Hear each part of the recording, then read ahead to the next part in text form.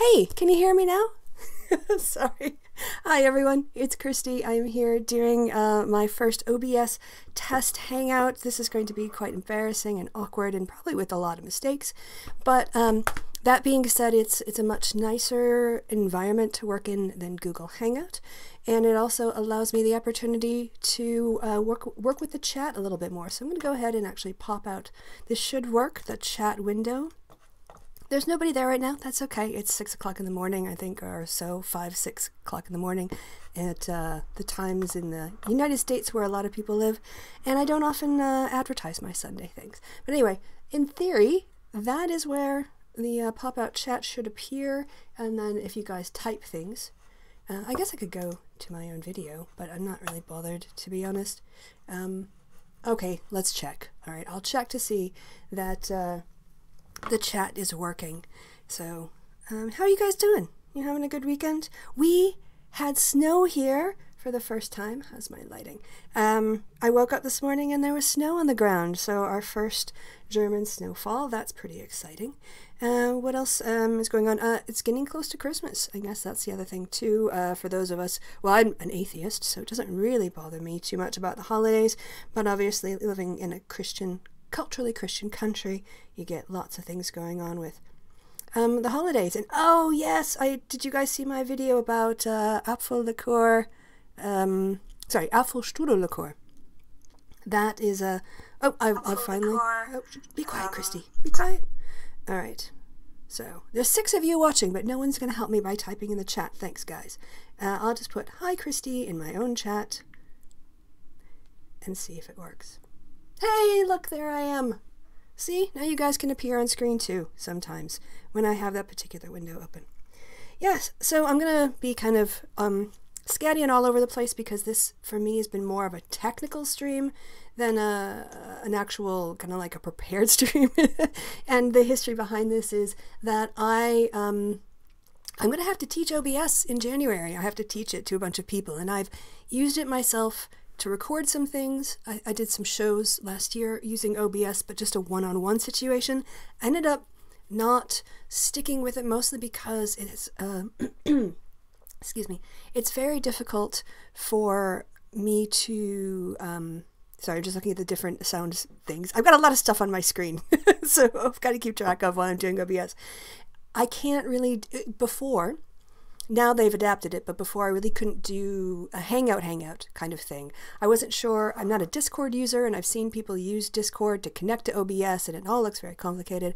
But what I'm learned recently is that OBS, the open broadcast software that I'm using, has a capacity now to link up with something like Skype and bring the Skype person, the Skype signal into the screen and capture the video and the audio for like a Skype-based unit to do it. So I'm hoping that in the future, I'm actually going to be moving over to an OBS-based happy hour, which means Kevin will feel even more inadequate because I'm going big time. But yeah, so I've set up my little OBS thing here with the first one I did was for reaction videos because it's a good, well, it was an exercise. And I'll show you here my reaction video screen. So there we go. As you can see now, I've set it up such that I need to keep, I normally push myself closer to the window to get the light, but I actually have to push myself in the other direction now to make sure I don't hide behind the image I put up. But the idea here is that I've got these screens now locked, and all I have to do is pop up the right. As you can see, I've got it fitted on my screen, and not only on my screen, my laptop screen, but I've got it fitted within my OBS environment, perhaps is the right word. And the sound is associated with that as well, and it can be video or it can be, in this case, we're going to look at stupid Trump, like his stupid Watergate even more. Yeah, oh, that's a search result. You don't need to see that because I found the 2 things I wanted to talk about. More hip-hop! More hip-hop, guys. How exciting. Yeah, so that was it, really. I guess I can transition back now to my just opening statement, or not opening statement, opening scene. So just a really quick nerdy rundown for those of you who don't use OBS and want to know what it's like. I don't think I can share my whole screen, but it is, or I could, but I can't be bothered because I've got all these things set now. I don't want to be mucking about with them. But the environment has two basic organizations. One are your sources. What are your media sources? What's the sources of what you want to display? So that can be sound, that can be video, that can be stills, that can be text. Anything that goes into what you put on the actual screen that appears is considered a source. And then a scene is a collection of sources organized in such a way that you've packaged them so they have a certain look. So this is what I've called my open, close, show scene, because it's just me and a background color. Kind of gives an indication that you're watching a show, but it's not just me. And I don't know, if you guys don't like it, that's fine. I was just mucking about. Like, give me some feedback. Do you think having the color thing does anything? If it doesn't, I just like purple. So I actually wanted like a color scheme that matched what was going on in my background. So the whole idea is to kind of thematically bring it together with a color scheme. Then the next one that I have on there is the reaction video. Again, I set this up so that you can hear and you can test it out. Make sure the desktop sound is on. I've also adjusted the volume a little bit on this because it tends to drown me out over the mic, but here we go. Placed my fingers on the vinyl. Maybe a bit louder. Let it go. Stop there. But the taboo thing was you're not supposed to touch the middle of the vinyl.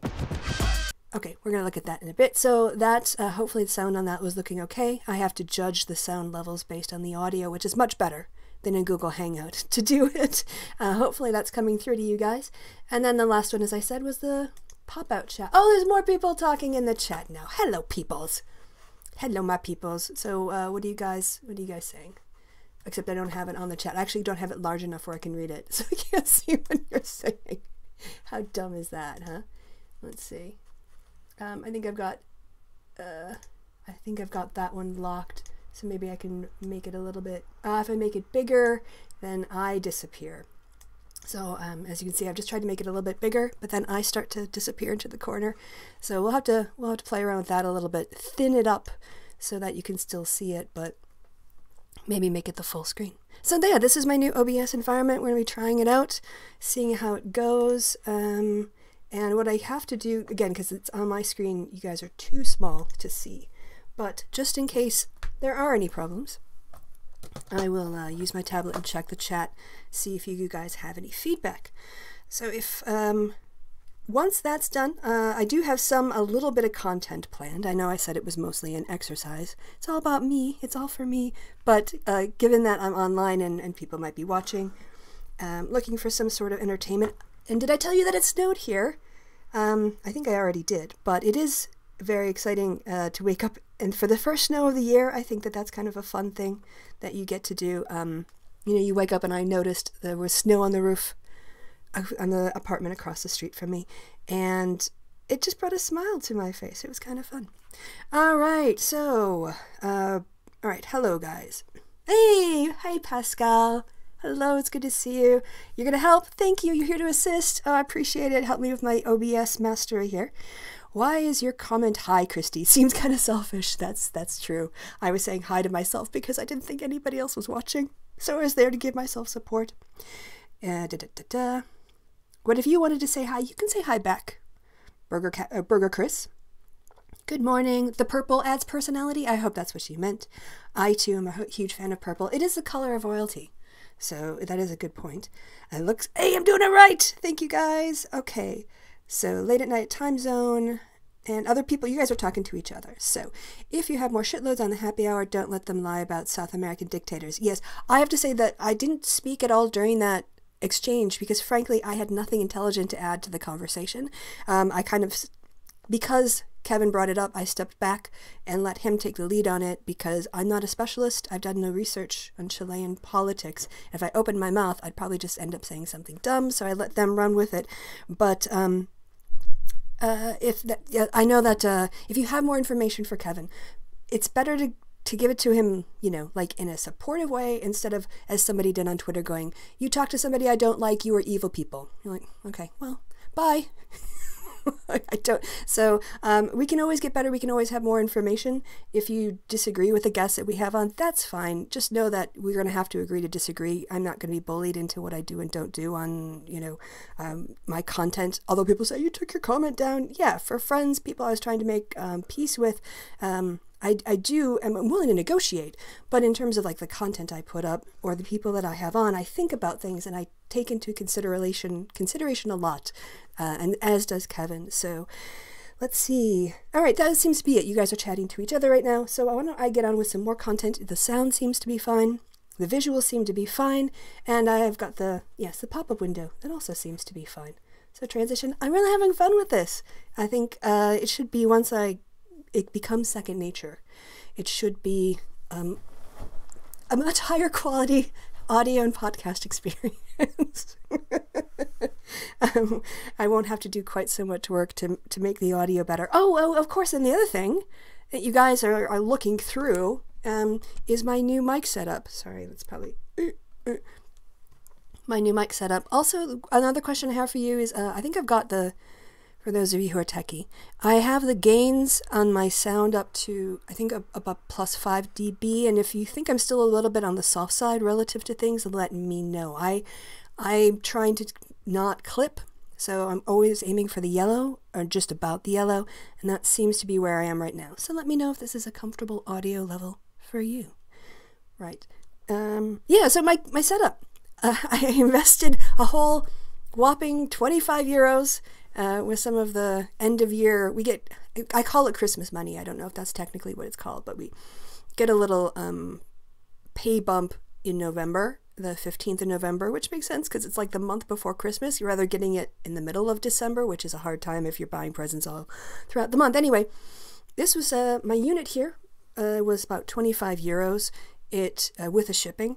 It has a movable arm, so it swings that way. And sorry guys, I didn't mean to bump into the wall. I hope you didn't hear that. And that, for an extra 3 or 4 euros, it came with the pop filter unit, and that was so much better because what I used to have before was literally my my snowball mic came with a stand that's about this tall, which when you place it on the table, it's about half the size of where you actually need it to be close enough to your mouth to hear it. So I was constantly having to lean over. I'll show you about where it used to be. So I was doing shows like this, you guys. Like, this is why, another reason why I didn't have my mic on was because I was, like, you'd see the top of my head mic on. I didn't have my camera on most of the time because I was having to speak like this, where the mic was located. So this is much more comfortable, and sorry, Sunday morning coffee and waking up and all that. So it's a much more comfortable setup, and it allows me to move my mic away if I don't want to be heard, or bring it closer, those kinds of things, or if I shift myself. So, damn, I'm almost starting to get professional, and I can't really show you guys, but behind me, I also even have a little pillow cushion to catch. I can actually pull it out because it probably does squat in terms of actually catching the sound. But I'm trying to reduce the echo by having this little foam pillow that I don't know, I acquired somewhere. I never bought this. Somebody left it behind, and another person thought it was mine because it wasn't theirs when I moved out, and so I sort of inherited it. But now it's going to become a noise catcher a little bit in the corner of my room, so it's not quite so bouncy. All right, you guys probably don't care. This is exciting to me, all this tech stuff. Now I messed it up. Because I've had to learn about it, but it can't possibly be interesting for you. So let's get on to something more interesting. Let's stick with the hip-hop theme. I've been really, I've got friends who are like, Kristi, I think you're getting a little too far into hip-hop. Like, no, it's a safe sort of like habit to have. 2 weeks ago, you guys might remember, my light went out. Oh, okay, so this is the other thing I have. I'll have to charge this up a bit better because that didn't last very long. So I won't worry about that this week, but I've got my little light kit. So if I've gone darker, that's why, because my light's going off. I wonder if I can... Oh, this is going to be really harsh.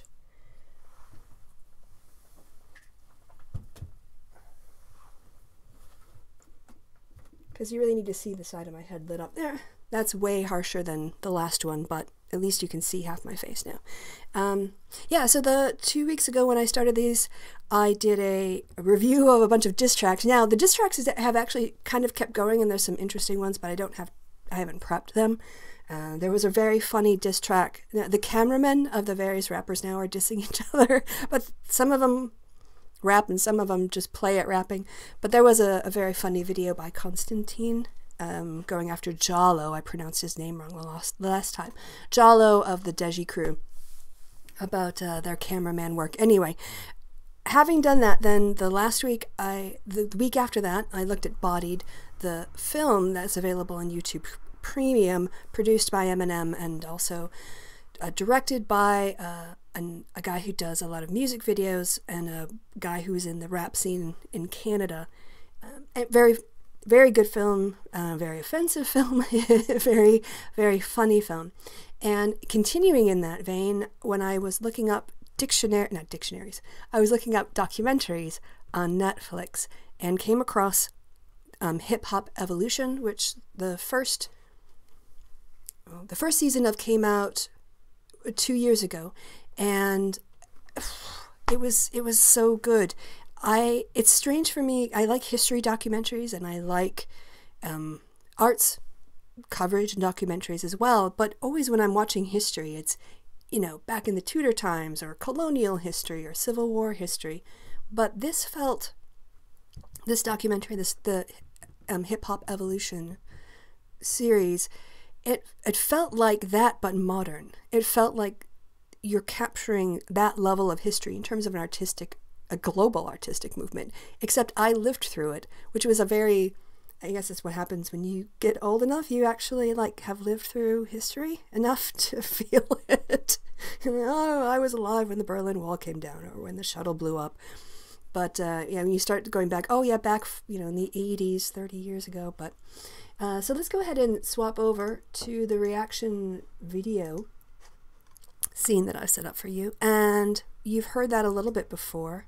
So let's go ahead and I want to show you the trailer to give you a sense of the feel for it, because it's it's a very thorough professional assessment of both history and politics and art and struggle, and they managed to combine those brilliantly. Now, for copyright purposes, for fair use, I will have to pause it from time to time. So we'll check out on the sound volume how that's rolling, and let's go with breaking down there's also part 2, so we're going to do part 1 and then part 2. Here we go. Placed my fingers on the vinyl. I let it go, stopped it. But the taboo thing was you're not supposed to touch the middle of the vinyl. This is the birthplace where it all began. Watch me now. Feel the groove. How the crowds respond when you do Crazy, man. Stop it, man. They had this incredible sound system. Prob. T. You never seen nothing like it. It's the next generation ushering in a new idea. Yeah, so I'm pausing in here because, like I said, fair use. The basic premise of hip-hop evolution, which you don't get from this, you're sort of seeing bits from each of the episodes, but they have 4 episodes. They start off in New York. They start off with disco and coming out of disco and the music, the music scene was changing in New York. Not only how music was changing, but also the political state, the economic devastation, the cost of poverty to the communities in the 70s and 80s in New York, and parts of areas of the Bronx and the cities that were completely, blighted, and the people in them had no hope, and music was an outlet, a way to try to enjoy life a little bit. But of course it also spoke to people's lived experiences, because that's what they were coming out of. And it was a walk down memory lane for me to hear some of these bands that I did grow up on, and to see, though, in the case of this documentary, their place in music history, which of course at the time, Walk This Way was a fun pop song, but I wasn't thinking about the way that it was bringing hip hop into a wider culture. And one of the interesting things that does come up especially later on as hip hop goes mainstream, is when you have a music that was created out of the Black community and consumed primarily by the Black community, when it goes mainstream and becomes massively popular, how do people handle that? Because there's upsides and downsides, right? On the one hand, your art is getting recognized and you're making a lot of money. But on the other hand, you've got a whole new, basically like a group of people who are associated with the class that is oppressing you, suddenly deciding all your artwork is really cool and they want to be gangster like you without actually living the lifestyle. Cultural appropriation, right? And how do you wrestle with that? Because mainstream means more people understand you, but mainstream also means, you know, giving up some of that ownership, you know, of what you're producing. You're selling it, and then it kind of belongs to everybody. So anyway. Hold up. Y'all taking this rock rap thing too far. Something had to be able to give upward motion and strength and pride. You got words, you got a voice, use it. 6 in the morning, police at my door. I can't just live the game, I got to document the game. You know what make me feel real good today? Putting you in jail. The other thing too that this documentary did, I think, exceptionally well, and maybe it's something you wouldn't associate with hip hop, but what I kept being impressed by, or at least struck by, was how much rap was involved with challenging First Amendment rights, broadening what is considered free speech. And there's 2 instances of public backlash, one more legal and the other one social. The legal one was to Me So Horny by the Humpty Guys, right? And then the other one was Fuck the Police by NWA, and how people considered Fuck the Police to be a song that was encouraging violence against the police, when the fact was it was being sung because people were experiencing violence at the hands of the police. And so it really gave me a far more powerful appreciation for the kinds of pioneering work. You know, we see a lot of credit given to what's the name of that comedian that everybody, Lenny Bruce, right? I've never watched anything by Lenny Bruce. I know people were strongly influenced by him, but I've never listened to any of his sets. But he took a stand to push boundaries as to what is considered obscene, right? And he was saying, you know, why is this obscene? And it's just words. And with hip hop, they were doing that too. They were pushing out the notions of freedom of expression and creating more space for people to challenge authority and to call out authority, to speak to the truth that the justice system can be corrupt and biased and racist, and make people see that through their art, which I didn't expect coming into sitting down to watch a documentary about hip hop, was to see how much First Amendment and free speech rights were bound up with the struggle as well. Everybody was like, you ready to grapple with these sheriffs and LAPD around here? You ready to do that? And I'm like, man, we got to do something. I just remember the FBI going, you can't rap this. Yeah, we can. Like, we gonna stop us? DJs, the best you heard. Zulu Nation, MC, and hustlers, struggle, generation, gangs, music, pioneer, record, hip-hop, and the rest is history. So that was part 1. Part 1 was, yeah, I was so happy that I found it 2 years after it come out, and there was already a part 2, because I was like, more. This is amazing. And happily, they've brought out a part 2 that's been released. I guess I can find out by scrolling down here. October of 18. So that's when there was the trailer. So it must have only come out like in the last month or so. Another, again, exciting time. What do I hear people say? It is a good time for hip hop. Yes, it is. I think that seems to be the case in terms of the more lyrical hip hop and things. Anyway, let's go ahead and take a look at season 2, because you can now binge 8 episodes in a row. It very much carries over the themes of the first season, the artwork, the feel of it. So it's a contiguous piece. They've done a very good job of making it feel a whole piece, you know, rather than big difference between parts 1 and parts 2. But let's go ahead and hear what I have to say about that. I would like to start at the beginning. Your first taste of hip hop. I was hip hop from the time I was in my mother's womb. I wanted to try to do something that was a reflection of our times, our culture, and our community. We're writing and recording 19 hours a day. If you didn't get the song right, it's off the album.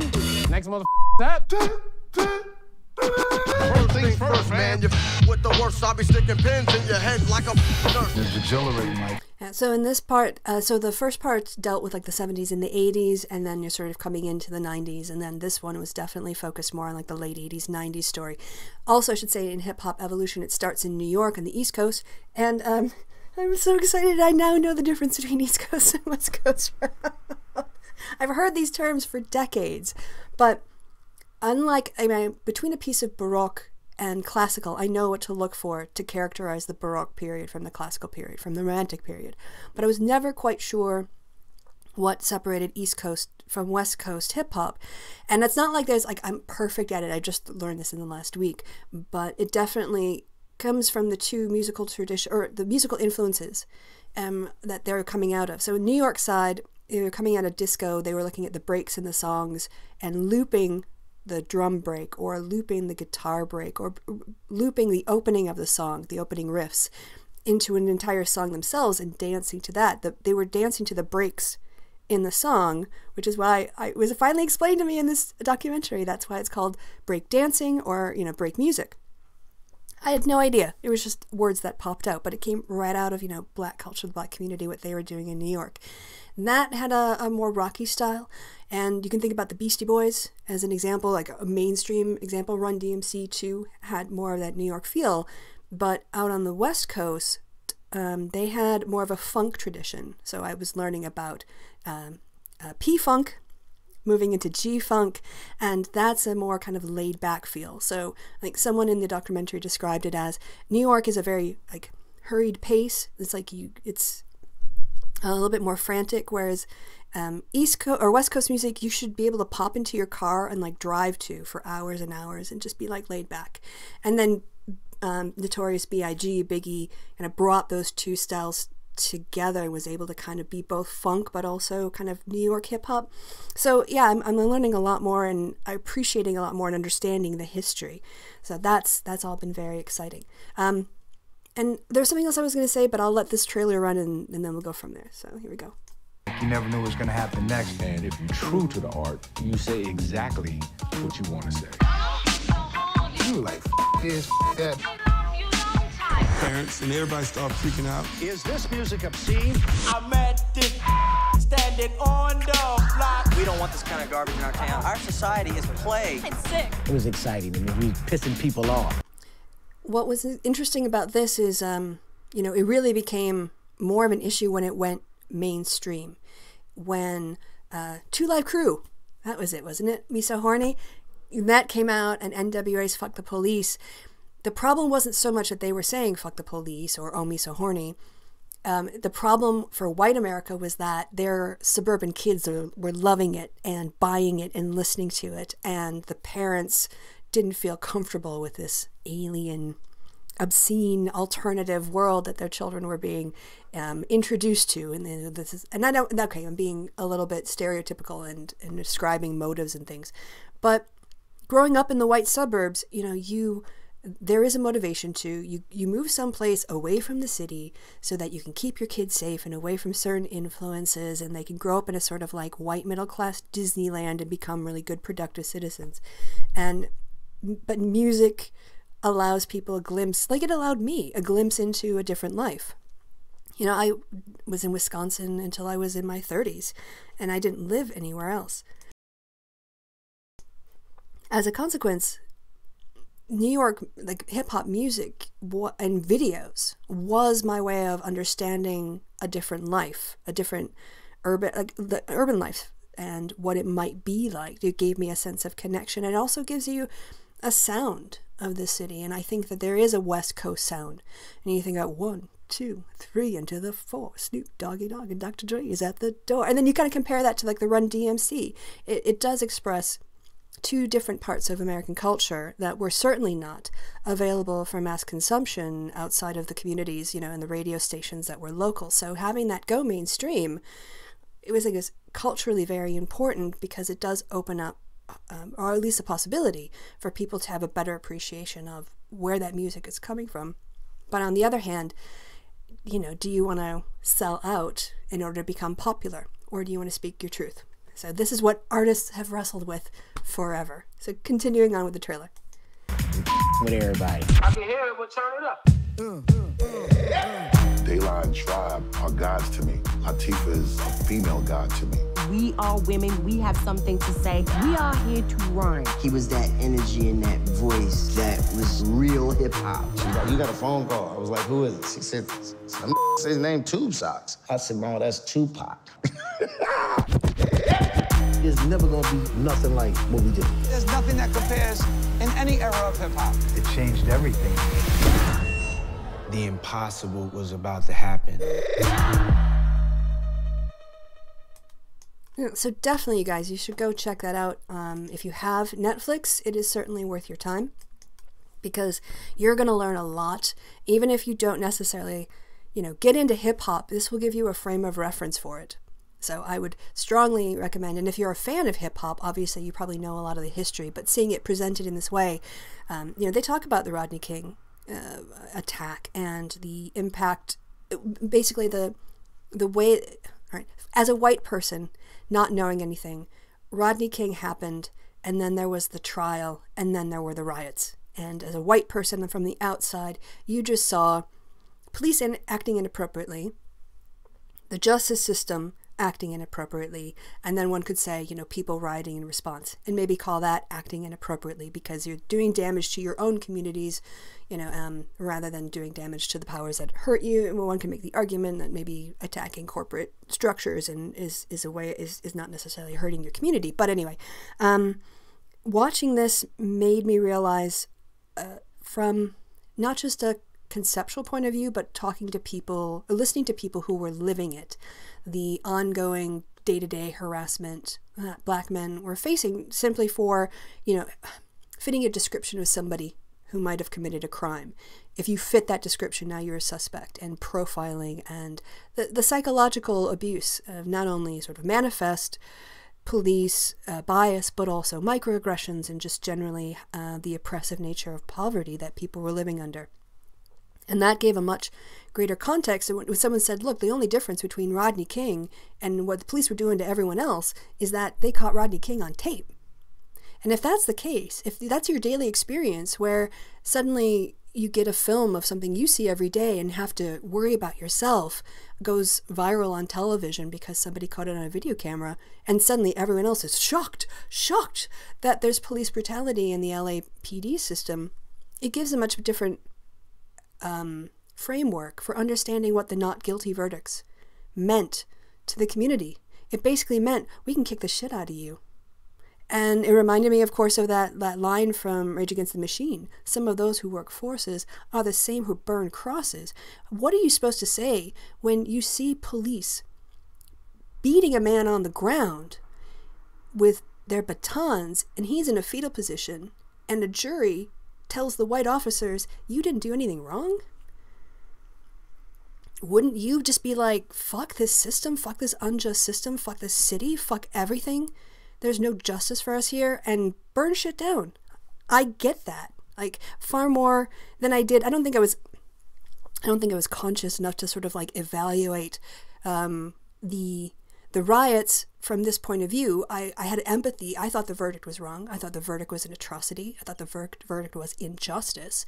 But of course, as you do when you're a middle-class white centrist, you go, oh, but don't do anything bad. You experience this mass affront to your sense of justice, but don't take it out on us. Don't take it out on, don't protest. I don't want to inconvenience when I go to work because you're blocking the roads, let alone a supermass, like an actual kind of confrontation, a riot with the police system that is oppressing you. So as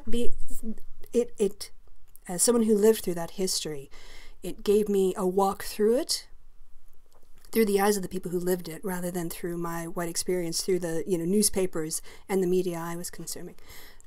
Yeah, so how are we doing for time? I usually try to go about a half hour to all right, I'll keep talking a little bit because we haven't even gotten to Trump yet.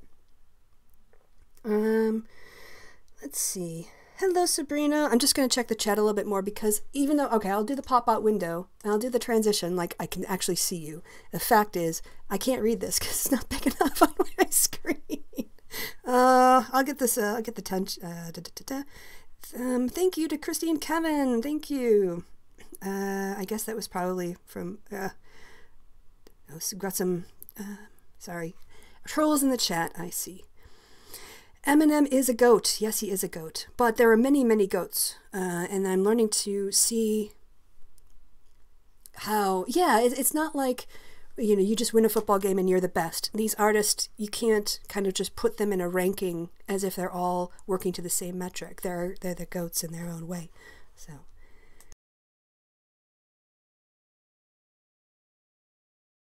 All right, I think there's nothing else I see in the chat.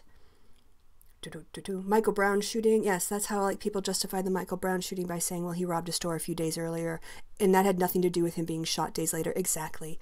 What you find is that when the police act inappropriately, then one of the tactics that they do is to cover their asses, to demonize the victim, who, of course, it's like with George Zimmerman as well.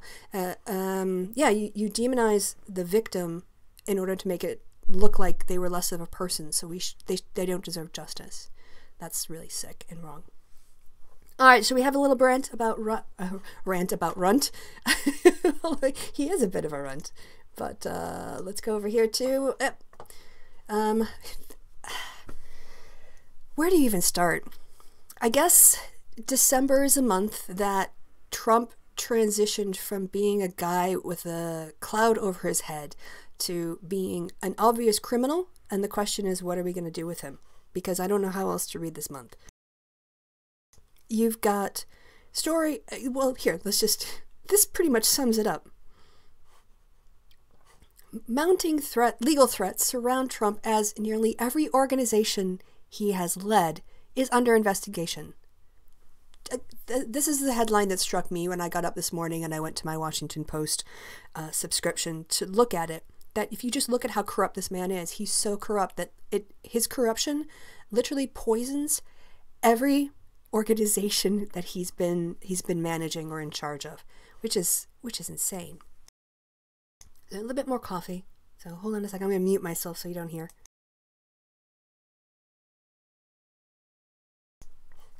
And all right, so let's look a little bit at what the Washington Post has to say. And then talk about the crisis that he's presenting our democracy.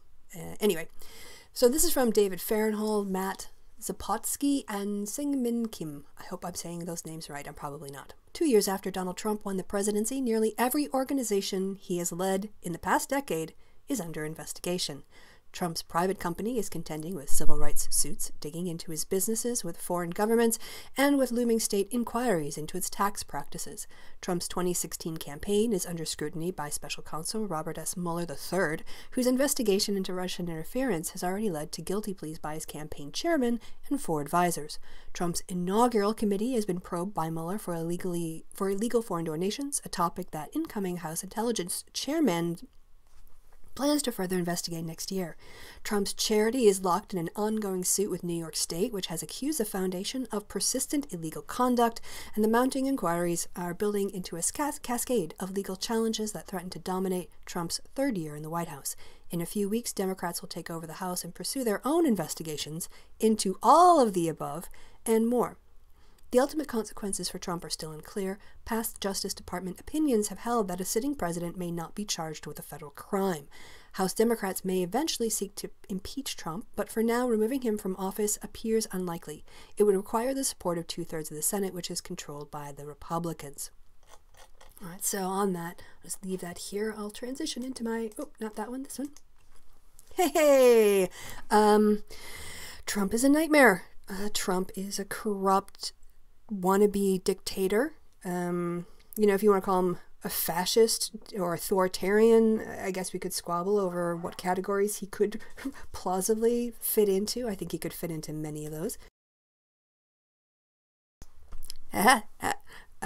But here is my take, and I put this up on Twitter.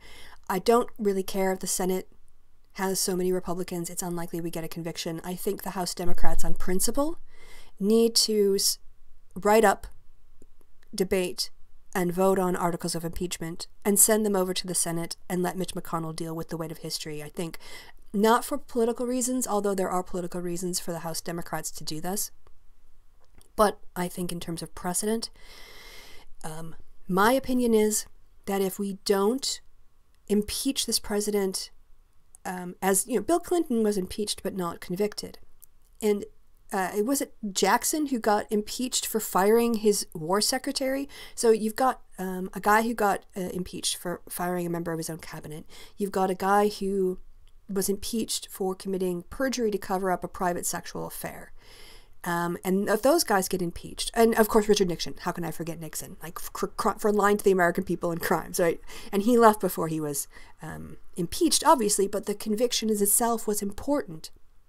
And I think for the weight of history, if this president comes out of his administration with so many crimes, and the Democrats in the House had the opportunity to publicly rebuke, go on record, and make the nation sort of stand on a line saying, we think this president is a criminal.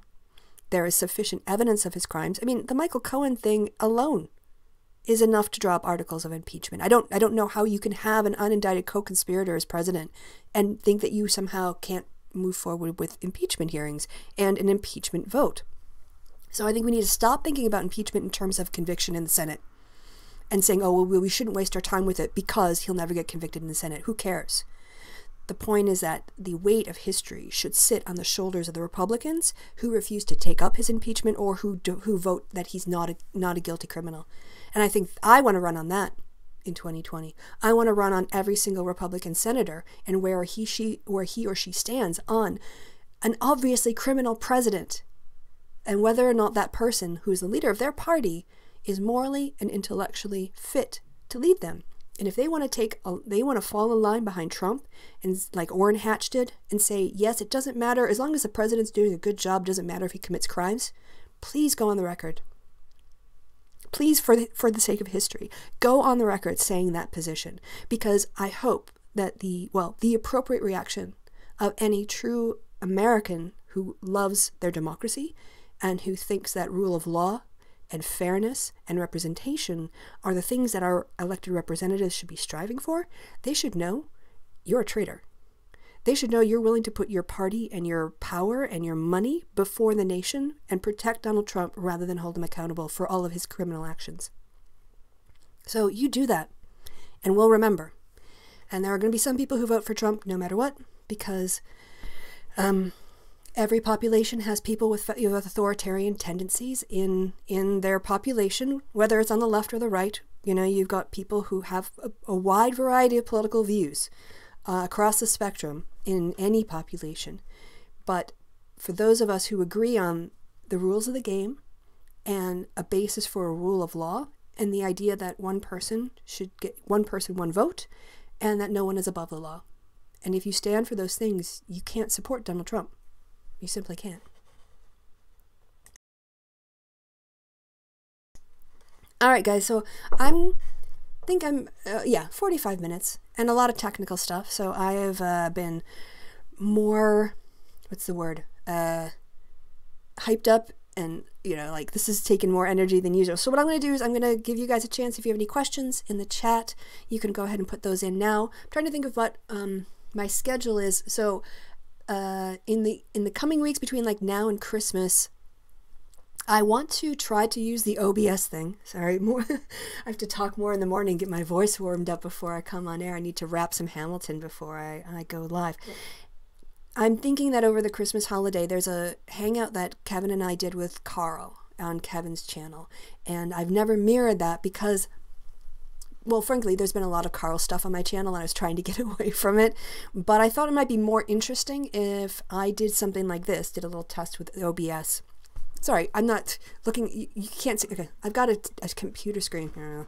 I've got a computer screen here. I can't turn this is enough to show you, but I've got a screen that's much bigger and then the screen where I'm recording. What was I saying now? Anyway, well, no, sorry, I get so distracted. So I want to do, I want to put the video in this reaction scene, and this was my test of it really. So I want to put the video of me and Kevin and Carl in this box here that you can see, and then play some, or I have to find the timestamps. So I'm thinking about doing that. I'm not traveling for the holidays, and I have no one interest in traveling. I just got back from the States too because I had a 2-week holiday, so I have no money to travel over the holidays. So I might be on quiet days like the 26th when none of the shops are open and I don't want to go outside, and I'm waiting for, maybe I'm going to have a friend over, in a couple hours to watch a movie or go out and meet some friends. But during the day I might just sit down with that hangout and play it with some of the timestamps and break it down and explain some of my thinking during the course of that live show when Carl was being such an idiot and such a what's the word? You say degenerate prick. I always find it interesting that people who complain about degeneracy oftentimes have really degenerate views themselves or engage in degenerate kind of behaviors. Anyway, all right, so is that enough time? If you guys have any questions or comments, I'm going to check. I'll put the chat window up. How about that? There we go. Hey, there you guys are. Okay. Sabrina, stop doing your nails. In my city, okay, this is from Fetty. In my city, we have a case where police kidnapped and made disappear a kid, and 7 witnesses were killed, and the people say he was no saint. Right-wing populism sounds right for Trump. Yeah, I agree. Definitely. And I think there's a discussion to be had about the nice edge that is populism, because there's left-wing populism and right-wing populism, and there are distinct things that sort of connect them together. And populism does not mean popular, by the way. It's a certain kind of set of values and policy positions and ideological frameworks that makes something populist versus not populist. But I think populism is probably the greatest danger to democracy. You have to walk that fine line between obtaining the legitimacy of rule, of making laws and enforcing them through the people. On the other hand, what the people want can be very anti-democratic. So yeah, populism. Dog and pony show. Let's see. I hope he goes down for obstruction of justice instead of a sex scandal, because his whole cabinet can go. Then his whole cabinet can go with him. Well, there's a couple people. What was Zenke, right? Is just leaving, and he's under investigation. And he's other people, Mnuchin, who are I think also under investigation. And the other guy left because he was under investigation. And it is the swamp. It's Donald Trump's swamp in this case, instead of being the Washington swamp. Oh, that's the other thing I watched last night. So, thoroughly entertained. Someone asked what I thought about the MGK and Eminem exchange. So, Pascal, before I talk about Get Me Roger Stone, can you mean the most recent one, or do you mean the rap god, or sorry, the rap devil kill shot exchange? I'm not sure which one you were talking about there. So, the other thing I watched last night was Get Me Roger Stone, which I have to say, if I would have watched Get Me Roger Stone right after, like when it came out in 2017, before the investigations really kicked off, it probably would have felt like a lot of salt in the wounds watching that documentary, because in that documentary you have all these assholes doing victory laps. And Roger Stone going on and on about how he embraces his trickster image. It's better to be, infamous than not, and talked about than not talked about, and hate is the most powerful emotion, and anything goes in politics. And I was watching along, and there, this is sort of like the documentary people who do it do a balance between people who are basically sucking the D of Roger Stone and those who are critical of him. And I don't think, the documentary, I don't think that it's not flattering. I just think when you hold a mirror up to Roger Stone, you see nastiness and vile things, because that's actually what he is inside. He is absolutely fine with lying, with the defamation, with slander, anything that will help him in the moment. And so watching him justify himself acting in these ways, you're just like, oh, okay, yeah, so you totally were down with the Russians. You totally were down with, oh, what was like, something, the Guccifer, that was it. Guccifer, was it 1.0 or 2.0? 2.0, I think. And Julian Assange, who's an accused rapist, and Russian, and getting into bed with the Russians, of course, Roger Stone. I mean, what ethics has he ever demonstrated that would say, no, there's no way he would use information from the Russians to get his perfect candidate elected? Fuck off. That guy's going to jail. And it was the best moment. The best moment is when I was watching it. And Paul Manafort came on screen and was praising Roger Stone and said, the person asked him, oh, was Roger Stone influential in getting you the job as campaign manager to Donald Trump before the convention? He said, he's one of 2 or 3 people who strongly recommended me to Trump. Now he's in jail. Oh God. It feels so good. You know, when you watch him watch Trump all throughout 2015 and what a terrible piece of shit he was and the horrible racist things he was saying, and people were loving it, and you're like, this is democracy and I know you guys have your freedom of speech, but you're horrible people. You're supporting a racist. You're supporting a man who has no respect for women and assaults women. You're supporting a man who loves nothing but money. And that impotence of not, I mean, I couldn't vote in the Republican primaries. I could, but I wasn't going to, you know. That didn't have anything to do with me. And then, of course, when the Russians and Trump worked together to help manipulate the outcome of the election so that he could win, going back now, and watching these men and their hubris and their arrogance, knowing how they lied, you know, watching Paul Manafort in his lovely suit and saying, oh, you know, all this, that, and the other thing. Like, you're a criminal. You're a horrible human being. I'm glad you're going to jail. Go to jail for the rest of your life and rot and just, like, pay for the lifestyle that you enjoyed, because it's not fair that, you know, there should be justice. And I'm waiting now. Having watched Get Me Roger Stone, I'm waiting for the day he gets arrested. I'm waiting for the day he goes to jail, and I am waiting for that mugshot. I am waiting for that orange suit. These guys are criminals. And not only are they just sort of everyday criminals that need to be dealt with by the law. Manafort, Stone, Trump, anyone in their circle, Scott Walker, the Republicans who took part in all this gerrymandering, they're anti-democratic Americans. They are actually domestic threats to our tranquility, to our rule of law. And having these men held accountable, even if it's just for the criminal sides of things and taking them out of politics forever, at least it's a first step. It's a first step to some justice and to restoring, maybe it's restoring my faith, I guess. You know, I had, as a little girl, you're taught a very sanitized version of the Constitution, a very sanitized version of what it means to be an American. I want to keep those ideals, but put them into a realist politics, that we can be better than this, and that we deserve, it's our responsibility to be better than this, and to look at how the injustices in our society need to be dealt with. So yeah, Get Me Roger Stone, hilarious in retrospect. It's all schadenfreude. It's so much schadenfreude. Not all, but it's a lot of schadenfreude in watching that for me as a progressive, with a year of the Mueller investigation as backdrop to reinterpreting their comments. Hey, hello, Kristi. Can you say hi back, please? Hey, Danko. Hi back. Roger Stone would make a good Sith Lord? Yes, he would. In some ways, he could be the Emperor in that scenario.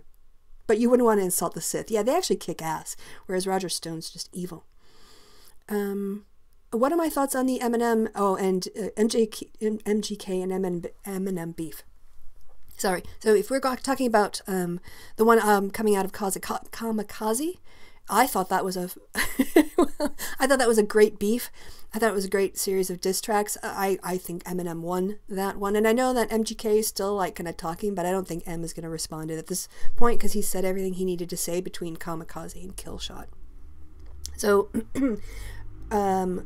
in terms of like their respective works, I think M's work on Kamikaze, directed at MG Kelly, was Machine Gun Kelly was very witty and very well done. I think that in terms of Rap Devil, which was MGK's diss track to Eminem, he used the logic of sort of current contemporary hip hop music, which is you get a really good beat, and because of that beat, there can be less emphasis on the lyrics. And he went with some, like a popular hook, and he made some jokes, and he made some points, but he was also, MGK in his diss, holding back. He's like, yeah, you're the GOAT, but, and you're so great, but, and it was kind of like this, he wanted to diss him, but also stay on his good side almost, or like, but he wasn't clowning, I don't know, it was kind of like a confused thing. And I thought Killshot just went for the neck. I mean, M's like, and M does what M does, right? He went to MG Kelly's song, he looked at the words and the concepts being used by MGK, and he went, here's why you're wrong about this, here's my response to this, and he used MGK's framework as the basis of his response. And so there was no hook, it was just, diss after diss, it was set up and punchline. And I think lyrically, Eminem is clearly superior, and I am of the opinion that beats are less important on a diss track. I think if you have a fun beat that people like, it just makes it more listenable. It doesn't make it a better diss track. And you might be more likely to listen to it again, but it doesn't make it a better diss track. So when you weigh up the cuts, the sort of shots fired and landing, I think definitely Eminem blew MGK out of the water.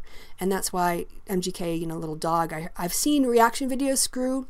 I think I talked to you guys before about Screwface Gene, who does rap here on YouTube and also outside of YouTube, and No Life Shack, which is another great hip-hop review reaction channel that I would strongly recommend. And Indecently Decent, or Decently Indecent, is Screwface Reactions, I think, is the name of the channel. He's the hip-hop artist who also has YouTube content. Then you've got No Life Shack, who's a reaction guy, but his hip-hop appreciation and history is deep, and so I really enjoy, and he's very funny and has a lot of energy on camera. And then Decently Indecent, or Indecently Decent, I can't remember which way it goes around. It's two guys, I think one looks definitely white, the other one might be sort of like Hispanic background, but I can't really tell, and they don't talk about it, it's not necessarily important. They have a different approach. They get out the Genius lyrics, and they go, that's all different. They get the Genius lyrics out before they do the reaction.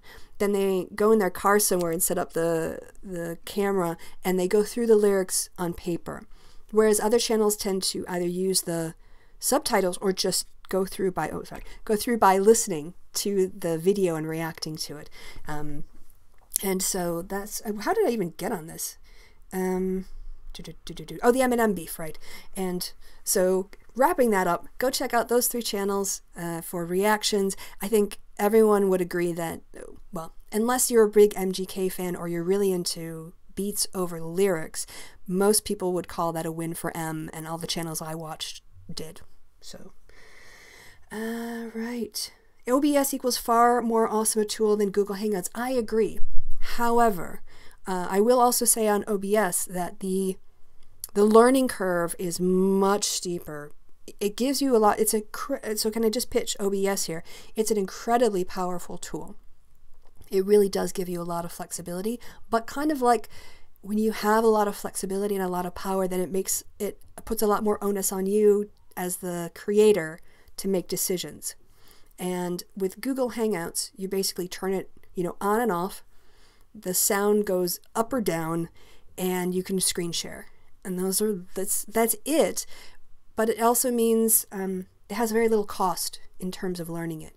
Whereas with OBS, you have to download a whole software, you've got a whole interface that you need to learn, there are terms that you have to get familiar with, you have to learn how to build scenes up, and setting it up live is very different from Google Hangouts. Google Hangouts, you book it and you open up the window and you press a button, and here you need a key stream and you need to set this up and like an encoder and you've got this, that. So I agree that it's a superior user interface for the quality of Hangouts, and that's why I've been trying to move in this direction, but it's also the amount of work and the nervousness of exiting your Google Hangouts comfort zone. Like, am I going to be like Sargon and just do a 20-minute show with no sound? That would suck. But yes, it is better. It's a miracle there and get in trouble for the behavior. Stumble on your channel next week. Watching from London. Hey, DMCC Mac. Hello in London. Is it snowing there? We've got snow here in Cologne, and sometimes we have similar weather because we're on the same kind of line. Glad you stumbled on my channel too, so welcome. Have you seen the rap battle between the English teacher and the student? It's legit. No, I will check that out. I'll put that on my my list of things to watch. I've got Sunday free. I've got to call home and make family calls on a Sunday and then look at the snow on the roof, so I can check that out. Did I ever consider getting pink mood lighting? Well, speaking of that, I can actually show you. I don't know if you guys see much. I guess I don't really do stuff after dark because it's dark, and it's hard to light in the winter time after like 4 o'clock. However, when I have mood lighting, I do have, you can't really see it from the back. Maybe if I tip this up. Let me transition off of the chat screen. There you go. So one thing is I have one of those Philips lamps. I guess it's kind of blowing out the color because of the light per se, but I'm trying to get it. You can see the pink, right? That kind of pink color. Yeah. And then I also have one in the back here above my Christmas light that I haven't turned on today. You can see that hue of pink coming up. There you go. So there's the rose pink for your comrades. And oh, do you want me to put my Christmas light on? Hold on.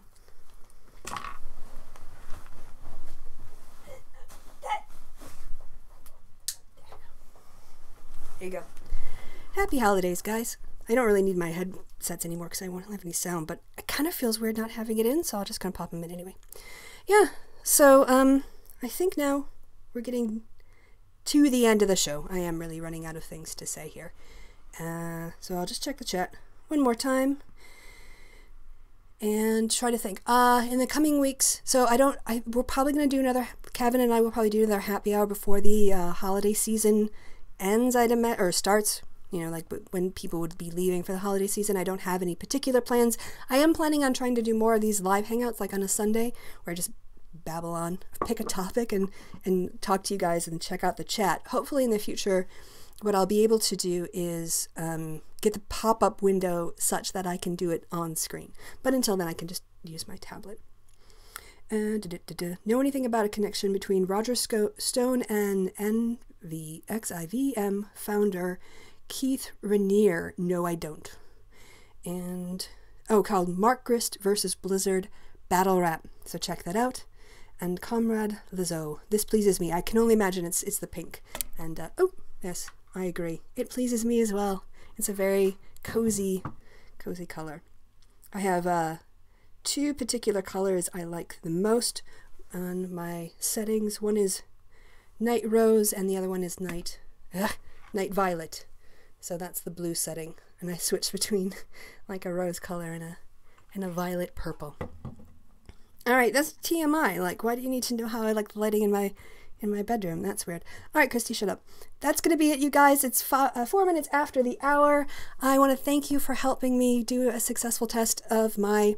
Oh, yeah, I can turn this so it's not quite so blown out, but you can still enjoy the Christmas light over my head. That'll be my yes, opening, closing show scene.